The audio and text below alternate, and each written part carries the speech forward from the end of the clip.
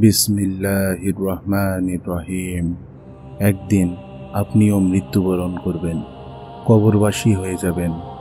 মৃত্যু থেকে কেউই পালিয়ে বাঁচতে পারবো না।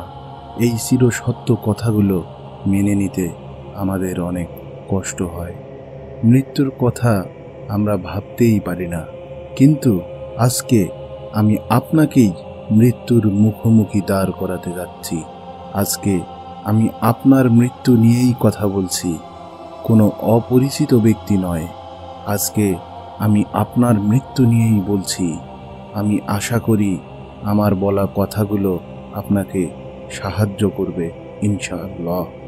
চলুন শুরু করা যাক। মনে করুন আজকের দিনটি শুক্রবার এবং আপনি আপনার এলাকা থেকে একটু দূরবর্তী স্থানে ওয়াজ মাহফিলে এসেছেন।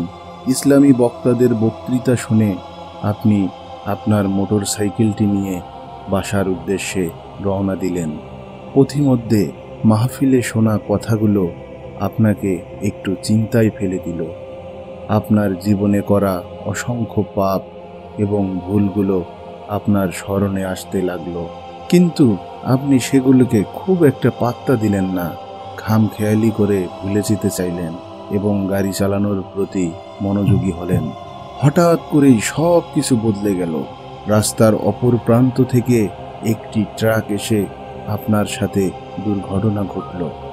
আপনি রাস্তায় পড়ে গেলেন, মারাত্মকভাবে আহত হলেন। একটি পুতুলের মতো রাস্তায় গড়ালেন এবং আপনার শরীরটি এক পর্যায়ে থেমে গেল। আপনি রাস্তায় নিথরভাবে পড়ে রইলেন। মুহূর্তের মধ্যেই উৎসুক জনতা আপনাকে ঘিরে ধরল। চারপাশের সাইরেনের আওয়াজে আশেপাশের বাতাস ভারী হয়ে উঠল। আপনি এখনো কিছুটা নড়াচড়া করতে পারছেন, কিন্তু আপনার পুরো শরীর রক্তে ভিজে গিয়েছে। তখন আপনি ভয় পেলেন। অসংখ্য চিন্তা আপনার মাথায় আসলো। আপনি ভাবতে লাগলেন, এত তাড়াতাড়ি কিভাবে আমি মারা যেতে পারি? আমি তো এখনো যুবক। আমার প্রিয় ভাই, মৃত্যু শুধু বৃদ্ধদের কাছে আসে না। যখন যার হায়াত শেষ হয় তখনই সে মৃত্যুবরণ করে। আর এই জন্য এই যুবক বয়সে আপনি এখন রক্তে ভিজে গিয়েছেন। আপনার চারপাশের আতঙ্কিত মানুষেরা আপনাকে ঘিরে কোলাহল ও ভিড় তৈরি করেছে। আপনার ঠান্ডা লাগা শুরু হয়ে গিয়েছে, কাঁপতে শুরু করেছেন। আপনি অনুভব করছেন যে আপনি নিথর হয়ে পড়ছেন। এমন সময় অ্যাম্বুলেন্স এসে আপনাকে নিয়ে হাসপাতালের উদ্দেশ্যে রওনা করলেন। হাসপাতালে পৌঁছালে স্বাস্থ্যকর্মীরা আপনার রক্ত বন্ধ করতে প্রাণপণ চেষ্টা করতে লাগলেন। মুহূর্তের মধ্যেই ডাক্তার সাহেব উপস্থিত হলেন এবং জরুরি ভিত্তিতে আপনাকে অপারেশন থিয়েটারে নিয়ে আসা হলো। জরুরি অপারেশন চলাকালীন হঠাৎ করেই একটি মেশিন শব্দ করে উঠল। ডাক্তার সাহেব থমকে গেলেন এবং মেশিনের দিকে তাকালেন। ডাক্তার সাহেবের চেহারা দেখে আপনিও আতঙ্কিত হয়ে উঠলেন। আপনার হৃদয় ভেঙে যাচ্ছে। আপনি মরতে চান না।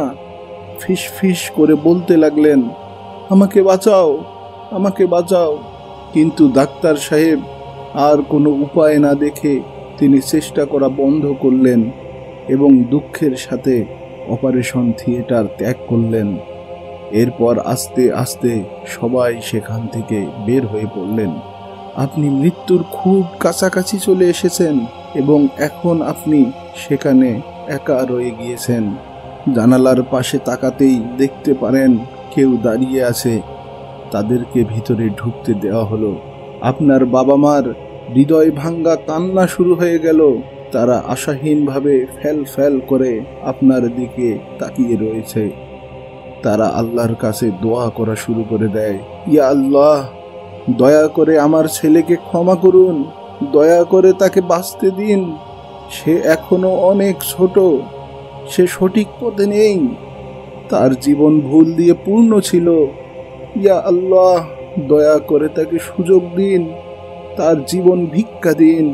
কিন্তু ডাক্তার সাহেব ও অন্যান্যরা সবাই আপনাকে সেখানেই রেখে চলে গিয়েছেন। তবে কি আপনার জান কবজ করার সেই সময় এসে গিয়েছে?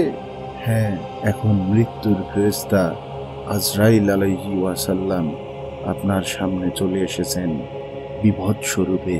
আপনার আত্মা ভয়ে উন্মাদ হয়ে ওঠে এবং আত্মাটি শরীরের প্রতিটি শিরা, উপশিরা এবং ধমনীতে লুকিয়ে থাকার চেষ্টা করতে থাকে।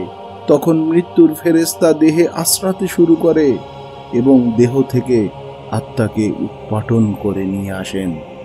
হায় আফসোস! আপনি যদি সঠিক পথে থাকতেন তবে মৃত্যুর ফেরেশতা আপনার সামনে বন্ধু বেশে আসত এবং আপনার আত্মাকে স্বাগতম জানিয়ে সম্মানের সাথে জান কবজ করত। এরপর যথাসময়ে দাফন কার্য সম্পন্ন করে আপনাকে একটি কবরের ভিতরে রাখা হলো। সেখানে অনেক ঠান্ডা, ঘুটঘুটে কালো অন্ধকার। সেখানে আপনি একা। আপনার বন্ধু, প্রিয়জন কেউ আপনার পাশে নেই।